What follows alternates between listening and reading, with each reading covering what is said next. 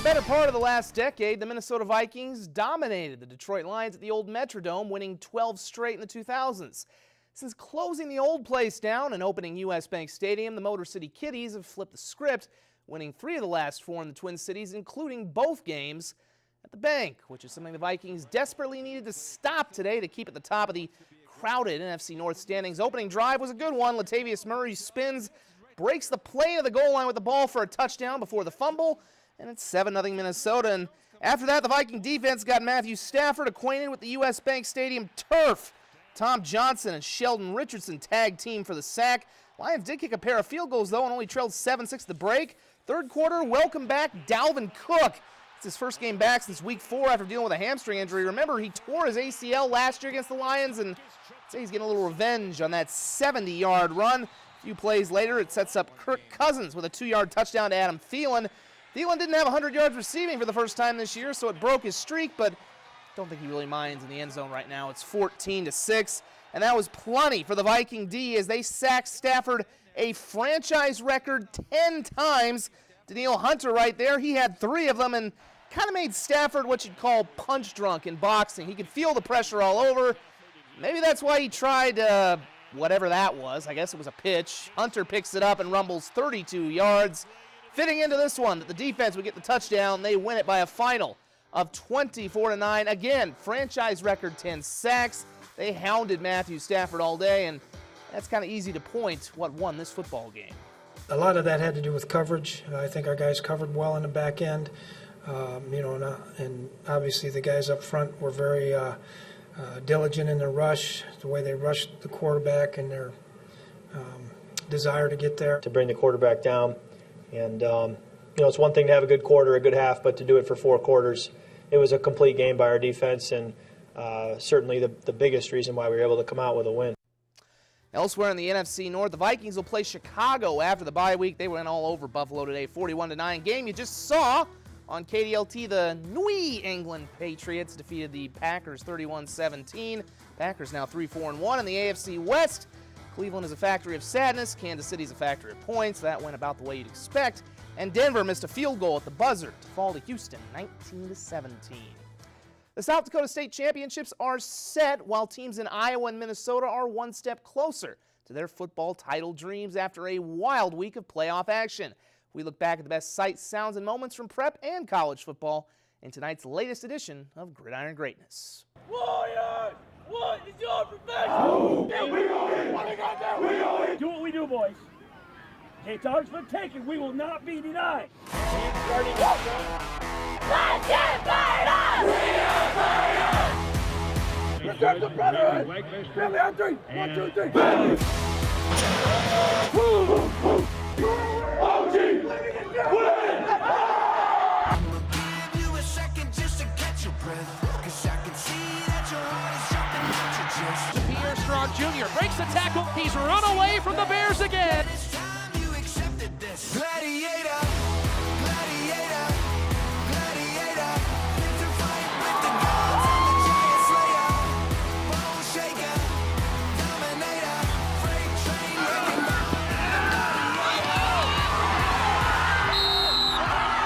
Johansson has plenty of time. He has man open to the back of the end zone. Touchdown, Washington. Christian looking deep down the right side. Wide open is Kay Johnson. He's got it. Firing it downfield. Pass is caught. Cody Westendorf. Touchdown. Heavy pressure, kicks it left to Bo Blount. It's going to be intercepted on the 30-yard line. All the way down the right sideline. Zach Norton in pursuit. Can he get there? No, he picks 6. Gladiator, gladiator.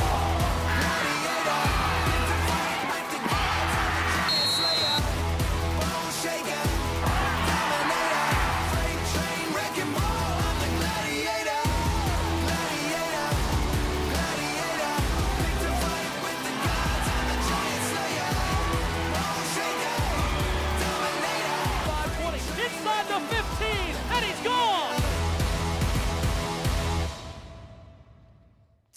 College volleyball today, USD could take over sole possession of second place in the Summit with a win at Omaha. Madison Juergens getting things off to a nice start with an ace in the first set. They take the first 2 sets 25-23 and 25-20. As usual, Haley Dotseth phenomenal. This one of her match-high 19 kills, giving USC the third set lead. And then Emily Elizabeth Loschen and Claire Gertis combined for the block.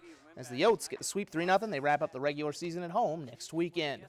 The first day of the Sanford Pentagon's NAIA Classic was very good to Dakota Wesleyan and Mount Marty, as both their men's and women's basketball teams swept games with Dakota State and Presentation. The defending NAIA national champion Dakota Wesleyan women look to get to a 3-0 start on their final game of the weekend against Presentation. Tigers put up 106 last night, picking up where they left off as Michaela Karst knocks in the tray. She had a career-high 19 points. Saints hanging tough early on. Jada Campbell with a nice dish to Tone Oglesby on the backdoor cut as the Saints get back to within 7 in the second quarter. And that's when D-Dub would start to pull away. Last year's NAIA tournament MVP, Kennedy Cheeseman, inside off the glass for the hoop. She had 17 points. Tigers go up by 10. And then it's another returner, Riley Ostis, expanding the lead. Misses at first, but cleans up her own miss and puts it back. She had 10. That's Dakota Wesleyan winning 91-49. The Tiger men also looking to maintain a perfect start against the Saints in those fine powder blue uniforms, and they were nearly perfect from three-point land. Aaron Amadu from deep as the Tigers take a 20-point lead. Our buddy Emmett Zor was liking that. His brother Ace, now a freshman for the Tigers. Guessing he liked this too. Check this out in the final seconds of the half. Don't know if Ty Hoagland called bank, but it counts either way. He had a game-high 35. It was 52-31 at the half. Things a little better for Jeremy Regal's Saints in the second. Nice passing frees Cadre Lalas for a dunk. He had 22. Dakota Wesleyan had too much for Presentation, though, as Nick Harden will go inside and get the finger roll to drop 2 plus the foul. As Dakota Wesleyan does put up 100, 103-76. Cody Schilling's Mount Marty Lancer team looking to finish a perfect week against Gary Garner's Dakota State Trojans. In the first half, it's Justin Folkers getting the Trojans off to a good start with 3 the old-fashioned way. He scored the game's first 6 points and led DSU with 16. Schilling's Lancers come back by getting 3 the newfangled way. Harrisburg alum Chase Altenberg, Trey Bien. Then some good defense from Colby Johnson as he swipes this one and takes it all the way. The Lancers take a 1-point lead. They trailed at half, but come back to get the victory, 78-75. And finally, the women's game between the two was also a good one. In the third quarter, it's Sioux Valley alum Kaylee Granum with the crossover scoop at the hoop for 2 plus the foul as the Lancers go up by 7. The Trojans would charge back behind Madison Bulldog alum Jessie Giles. We called her name a lot last night.